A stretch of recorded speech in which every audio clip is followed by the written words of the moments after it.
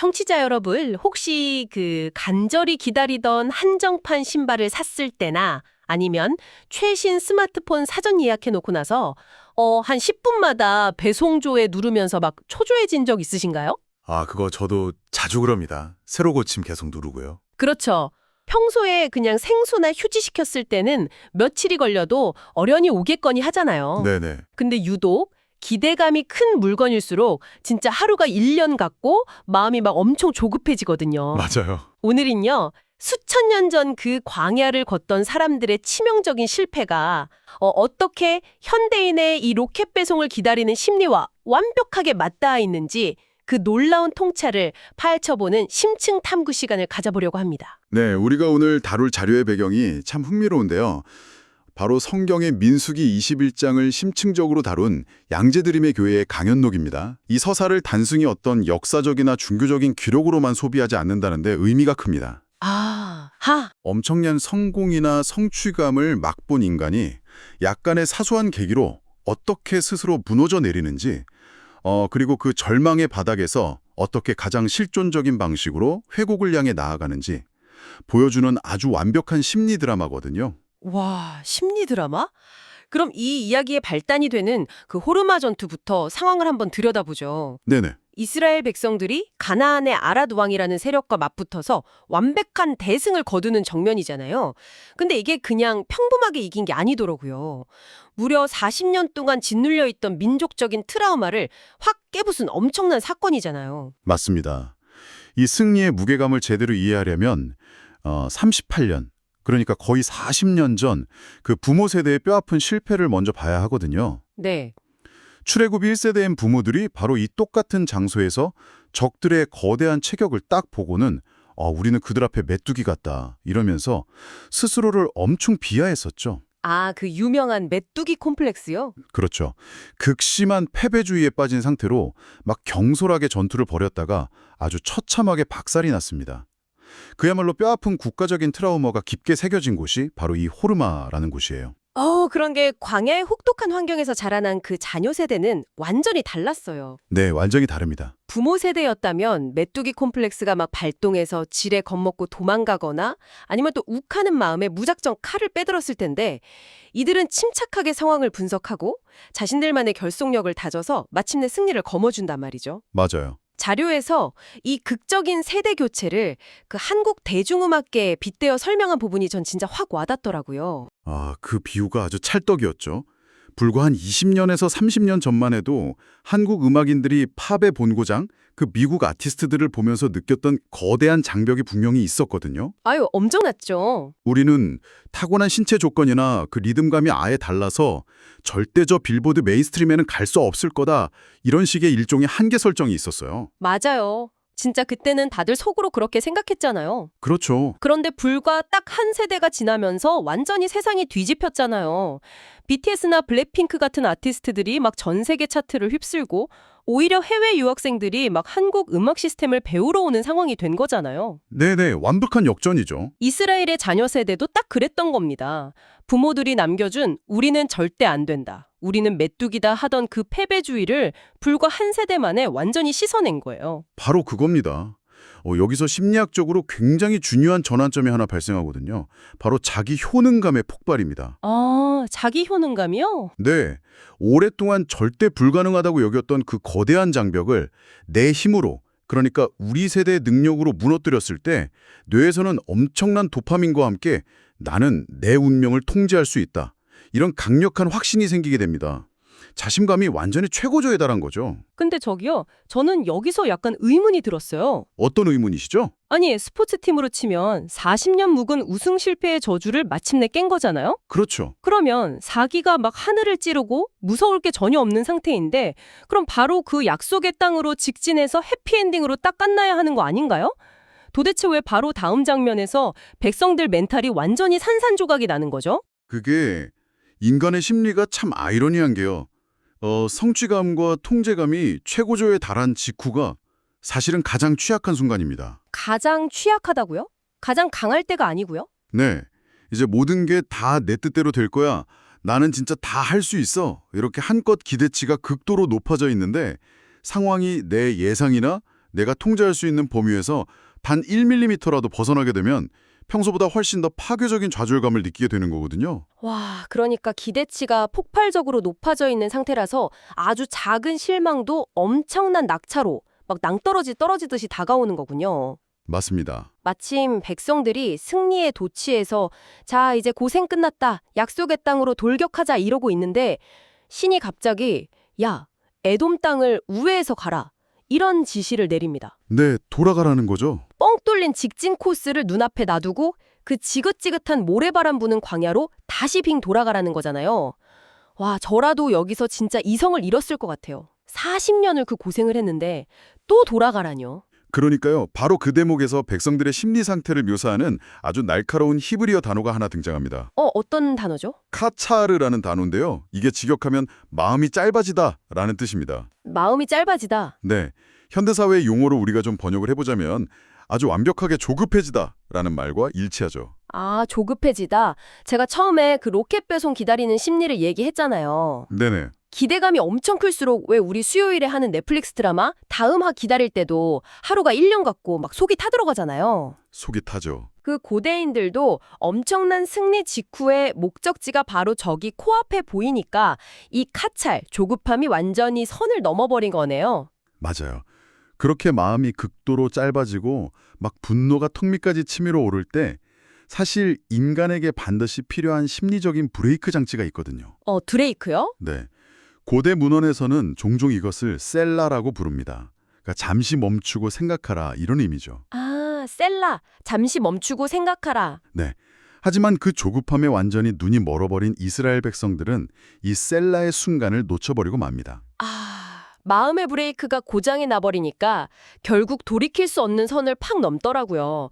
이게 그냥 단순히 길 너무 돌아가는 거 아닙니까? 더워 죽겠네, 다리 아파요. 이런 투정이나 짜증이 아니었어요. 아니었죠. 어찌하여 우리를 이집트에서 인도에 내어 이 광야에서 죽게 하는가 이러잖아요. 이건 자신들을 그 지옥 같은 노예 생활에서 건져준 구원의 본질 자체를 모독하고 싹 다 부정해버리는 진짜 최악의 막말이잖아요. 아주 정확하게 보셨습니다. 이 불만이 감정적인 임계점을 탁 넘어가면요. 단순히 현재 상황에 대해서 화를 내는 것을 넘어서게 됩니다.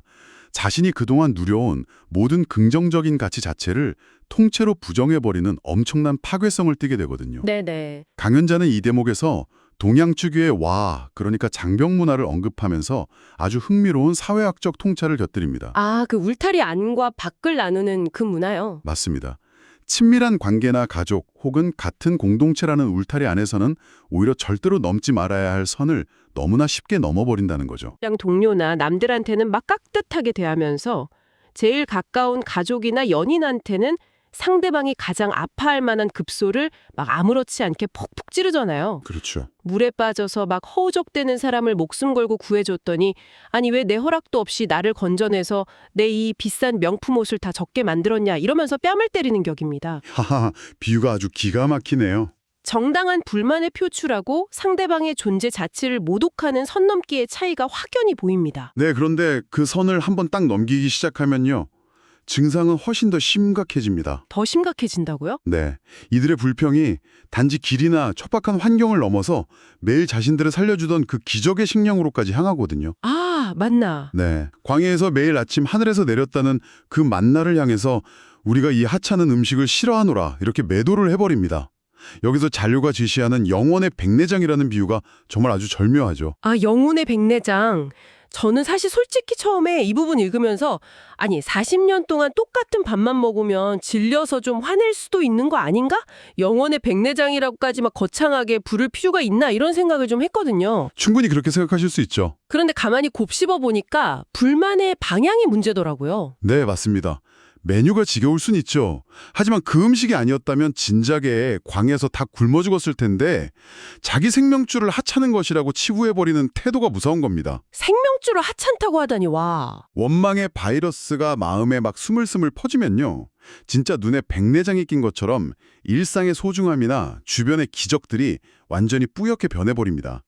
인류 역사상 유일무이한 기적을 매일 경험하면서도 그걸 쓰레기 취급하는 이건 아주 중증 질환인 거죠. 이 영혼의 백내장이 진짜 무서운 게 혼자서 막 풀툴거리는 걸로 안 끝나고 자기 주변을 싹 다 파괴한다는 점이잖아요. 그렇죠. 자료에서는 이걸 3단계 파괴로 쫙 설명을 해주는데 첫 번째가 개인의 파괴입니다. 백내장이 끼면 남들하고 막 끝없이 비교하기 시작해요. 저 집 남편은 억대 연봉이라는데 쟤네 집 애는 이번에 의대 갔다는데 이러면서 끊임없는 비교로 자기 자신의 영혼을 스스로 갉아먹습니다. 맞습니다. 그리고 이어서 두 번째는 관계의 파괴로 번지게 됩니다. 네, 관계의 파괴. 이 자료를 작성한 강연자가 본인이 20년 동안 무려 9개 교회라는 조직에서 사역하면서 관찰한 아주 실증적인 사례가 등장하는데요. 와, 국외교회면 데이터가 확실하겠네요. 그럼요. 모든 인간관계나 조직의 뼈대는 결국 신뢰잖아요. 네. 그런데 불평과 원망은 이 신뢰라는 기둥을 아주 조용히 부식시킵니다. 구성원들이 모여서 막 서로를 헐뜯고 비난하는 공동체는 예외 없이 망하고 서로의 작은 수고에 감사하는 조직은 반드시 흥한다는 겁니다. 이게 아주 보편적인 조직 심리거든요. 자연스럽게 그럼 마지막 세 번째 단계, 공동체와 국가 차원의 파괴로 이어지겠네요. 네네, 맞습니다. 남탓만 하고 막 헐뜯기만 하는 사회는 결국 성장에 멈출 수밖에 없으니까요. 아무리 매일 최고급 호텔 뷔페를 먹어도 한 달이면 질려서 라면 찾는 게 인간이라지만 기적조차 일상이 되면 자기 권리인 줄 아는 그 인간의 간사함이 새삼 진짜 소름 돋습니다. 정말 뼈 때리는 말씀이네요. 우리 그 수백 톤짜리 쇳덩이를 타고 구름 위를 날아가는 인류 최고의 기적을 누리면서도 좌석에 앉아서 기내 와이파이 진짜 더럽게 안 터지네 이러고 막 분통을 터트리는 우리 모습이랑 다를 게 진짜 하나도 없어요. 그 와이파이 비유가 진짜 너무 정확합니다. 감사를 잃어버리고 불평의 늪에 매몰되는 순간 인간은 자신을 아주 안전하게 덮고 있던 보이지 않는 보호막을 스스로 발로 걷어차게 되는 셈입니다. 보호막을 걷어찬다. 영혼의 백내장으로 눈이 멀어서 그 은혜의 우산을 찢어버리면 과연 어떻게 될까요? 곧장 아주 가혹하고 물리적인 현실의 재앙과 정면으로 맞닥뜨리게 됩니다. 바로 여기서 그 유명한 불뱀 사건이 딱 등장하죠. 그 맹독성 독사들의 습격유. 네. 청취자 여러분, 여기서 이 텍스트에 아주 흔한 오해를 뒤집는 엄청난 반전이 하나 나옵니다. 네, 아주 놀라운 포인트죠. 우리가 보통 이 장면을 딱 생각하면 신이 막 쪼잔하게 삐쳐가지고 이것들이 불평을 해. 니네 뱀이나 실컷 먹어라. 이러고 허공에서 막 독사들을 짠 하고 창조해서 냅다 던졌다고 생각하기 쉽잖아요. 네, 그렇게 좀 동화적으로 오해하시는 분들이 많죠. 하지만 이 동일한 텍스트의 다른 기록인 성경 신명기 8장을 교차 검증해보면 전혀 다른 생태학적 진실이 드러납니다. 네. 이스라엘 백성들이 걷고 있던 그 광야는요, 애초부터 불뱀과 전갈이 아주 득실되는 광대하고 무서운 위험한 땅이었습니다. 애초부터 거기가. 네, 즉 화가 난 신이 뱀을 막 새로 만들어서 푼 게 아니라는 거죠. 와, 그러니까 보이지 않는 은혜의 보호막이 딱 거치니까 원래 그들이 발 딛고 서 있던 그 극한 환경의 진짜 위협이 아무런 필터 없이 그냥 그대로 살갗에 닿아버린 거였어요. 정확합니다. 이 상황을 설명하기 위해서 강연자가 자기의 그 실전 경험을 들이밀잖아요. 이 부분이 진짜 생생해서 확 이해가 되더라고요. 네, 맞습니다. 강연자가 2004년에 이라크에 파병 갔을 때 특전사 군종병으로 있었을 때 일화죠. 아침마다 군화를 거꾸로 탈탈 털고 신지 않으면 그 안에 몰래 숨어있던 전갈에게 쏘일 수 있었다는 그 극한 환경의 리얼리티를 이야기하죠. 네네. 그리고 2007년 호주 아웃백에서의 워킹홀리데이 경험도 자연스럽게 연결됩니다. 그 호주 아웃백. 건조하고 메마른 척박한 지역일수록 거기 살아남은 생물들의 독성이 훨씬 더 치명적이라는 사실을 과학적으로 짚어주잖아요. 네네. 그 도마뱀이나 거미, 뱀들이 그 지옥 같은 환경에서 버티기 위해서 자기 안에 엄청난 맹독을 품게 된다는 거죠. 맞아요. 백성들이 40년 동안 불평하면서 걷던 그 광야가 바로 그런 치명적인 맹독 생물들이 우글거리는 죽음의 땅이었던 겁니다. 싹 다 종합해보면요. 이 불뱀에 물린 사건은 하늘에서 갑자기 벼락처럼 떨어진 기적적인 징벌이 절대 아닙니다. 감사를 잃고 선을 넘었을 때 일어나는 아주 자연스러운 인과관계죠. 인과관계. 우리를 위험으로부터 막아주던 아주 평범한 일상의 보호막이 싹 증발해버리고 삶의 원래부터 도사리고 있던 맹독과 리스크가 우리를 덮치는 원리를 고대 텍스트가 이렇게 비유적으로 그러면서도 아주 현실적으로 묘사한 겁니다. 우리가 왜 매일 지루하다고 너무 평범해서 지긋지긋해 이렇게 여기는 그 아무 일 없는 하루하루가 사실은 엄청난 은혜의 우산 아래 지켜지고 있다는 걸 새삼 깨닫게 되는 순간입니다. 정말 그렇죠. 그런데요, 이렇게 자기 손으로 우산을 걷어차고 독에 물려서 막 끙끙대며 죽어가는 사람들에게 신이 제시하는 해결책이 솔직히 너무 당황스럽습니다. 하하, 좀 당황스럽긴 하죠. 여기서 청취자분들도 속으로 아니 독사에 물렸는데 무슨 갑자기 구리뱀을 쳐다보라고 해. 이거 너무 비과학적인 주술 아닌가? 이렇게 생각하실 수 있어요. 저도 처음엔 무슨 판타지 소설에 나오는 마법 아이템 같다고 느꼈거든요. 겉보기에는 아주 귀괴하고 상식적으로는 정말 이해하기 힘든 처방이죠. 구리로 노뱀을 만들어서 높은 장대 위에 매달고 그것을 쳐다보는 자마다 살리라. 이렇게 선언을 해버리니까요. 그러니까요. 상처에서 독을 빼내라거나 저기 험한 산 넘어가서 희귀한 해독초를 캐오라는 것도 아니고 네. 심지어 자신들을 막 물어 죽인 그 끔찍한 뱀의 형상을 어떻게 그 두 눈 뜨고 똑바로 바라보라니요. 이 수수께끼 같은 처방 안에 도대체 어떤 심리적 장치가 숨어 있는 겁니까? 이 메커니즘을 제대로 이해하시려면 두 가지 층위를 좀 보셔야 합니다. 두 가지요. 네. 첫 번째는 훗날 신약 성경 요한복음에서 해설되는 신학적 은유입니다. 십자가라는 극단적인 저주의 상징이 구원과 치유의 상징으로 치환되는 맥락이죠. 네네. 하지만 오늘 우리가 더 주목할 두 번째 층위, 즉 심리적인 메커니즘이 훨씬 흥미롭습니다. 어떤 건가요? 인간이 트라우마를 치유하는 가장 궁극적인 방법은 나를 죽음으로 몰고 간 그 공포와 상처의 근원, 즉 뱀을 회피하지 않고 정면으로 응시하는 데서 출발한다는 겁니다. 상처의 근원을 정면으로 마주해라. 거기서 끝이 아니더라고요. 자료를 보면 단순히 눈 뜨고 있으니까 시야에 들어오는 C, SEE 그 개념이 아니라는 점을 굉장히 강조하잖아요. 그 디테일이 진짜 핵심입니다. 이 행위는 그저 한번 쓱 쳐다보고 마는 C가 아니라 내 생존을 걸고 온 정신을 다 집중해서 주목하는 룩입니다. 룩! 온몸에 멘붕이 막 고져서 죽어가는 상황에서 그 타는 듯한 고통을 이겨내고 오직 자신에게 남은 유일한 생존 가능성을 향해서 시선을 맹렬하게 딱 고정하는 아주 실존적인 행위죠. 와, 이게 복잡한 의식이나 막대한 돈을 요구하는 게 아니라서 오히려 머리로는 더 받아들이기 힘들었을 것 같아요. 에이, 장대 위에 달린 저 구리 덩어리 본다고 독이 낫겠어. 차라리 내가 약초를 찾아보자 이러면서 끝끝내 고개를 안 든 사람도 분명히 있었겠죠. 아마 있었을 겁니다. 이게 나를 살릴 유일한 구명조끼다라는 걸 스스로 깨닫고 고개를 탁 들어서 시선을 꽂아버리는 그 절박함. 결국 진정한 회복은 타인에게 절대 의존할 수 없는 철저한 나의 몫이라는 뜻이군요. 완벽한 해석이십니다. 이 바라보는 행위는 철저하게 실존적이고 개별적이에요. 네. 구원의 방법 자체는 거대한 장대 위에 누구나 볼 수 있게 주어졌지만 그것을 수용하는 것은 오직 개인의 주체적인 결단에 달려있죠. 개인이 결정해야 한다. 부모가 자식을 너무 사랑한다고 해서 자식 대신에 노뱀을 한 3시간 동안 뚫어지게 쳐다봐준다고 자식 몸에서 독이 빠져나가나요? 절대 안 빠지죠. 불가능하죠. 배우자가 대신 고개를 들어줄 수도 없습니다.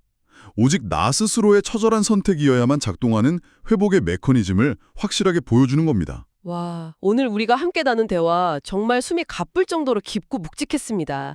오늘의 이 긴 여정을 하나로 딱 깨워볼까요? 네, 정리해보죠. 40년 전에 끔찍한 트라우마를 깨부수고 승리한 사람들. 그러나 그 폭발적인 자기 효능감 뒤에 찾아온 에덤 땅 우회로라는 예상치 못한 변수. 그 우회로 앞에서 마음이 조급해진 인간은 브레이크를 잃고 결국 선을 넘어버렸습니다. 그리고 그 불탕이 만든 영혼의 백내장으로 눈이 멀어버리자 매일 누리던 기적 같은 일상을 쓰레기 취급하게 되었죠. 결국 스스로를 지켜주던 평범함이라는 그 튼튼한 보호막을 찢어버리면서 냉혹한 현실의 독사들에게 물어뜯기는 파국을 스스로 자초하게 됩니다. 하지만 그 절망의 한가운데에서 회복의 열쇠는 멀거나 복잡한 데 있지 않았습니다. 대단한 희생이나 대단한 능력을 요구한 게 아니라 철저히 개인적이고 절박한 결단. 나를 상처 입힌 근원을 똑바로 마주하고 유일한 회복의 가능성을 향해 고개를 드는 그 룩을 통해서만 생명을 되찾을 수 있었죠. 네, 맞습니다. 자, 청취자 여러분, 오늘 여러분의 마음을 가장 쩔바지게, 가장 조급하게 만드는 여러분만의 에돔 땅 우회로는 과연 무엇인가요? 혹시 지금 여러분 곁에 매일매일 묵묵히 내리고 있는 기적 같은 일상을 하찮은 만나처럼 막 투덜거리며 밀어내고 스스로를 위험천만한 불뱀 앞에 노출시키고 있지는 않으신가요? 이 수천 년 전의 텍스트가 던지는 이 서늘한 질문들이 오늘날 정보와 자극이 막 넘쳐나는 홍수 속에서 우리가 진정으로 지켜야 할 내면의 태도가 무엇인지 아주 예리하게 찔러줍니다. 맞습니다. 이제 마무리하면서 여러분께 이런 철학적 화두를 하나 던지고 싶습니다. 우리가 살아가는 현대 사회는요, 어쩌면 효율성과 속도, 그리고 복잡성만에 미친 듯이 강요하는 또 다른 거대한 광야일지도 모릅니다. 아, 현대 사회라는 광야. 우리는 어떤 문제에 직면했을 때 끊임없이 복잡한 해결책만 하자 헤매죠. 더 화려한 스펙을 막 쌓거나 더 비싼 돈을 지불해야만 내 삶의 독이 해독될 거라고 굳게 믿으면서요. 그렇죠. 자꾸 밖에서 찾으려고 하죠. 하지만 정작 잠시 멈춰서서 마음의 브레이크, 셀라를 밟고 고개만 들어 똑바로 바라보기만 해도 살 수 있는 우리 삶의 장대 위의 노뱀을 뻔히 곁에 두고도 엉뚱한 곳만 바라보고 있는 것은 아닐까요? 오늘 우리의 심층 탐구는 여기까지입니다. 다음 이 시간에도 더 놀랍고 깊이 있는 인사이트로 찾아오겠습니다. 청취자 여러분, 감사합니다.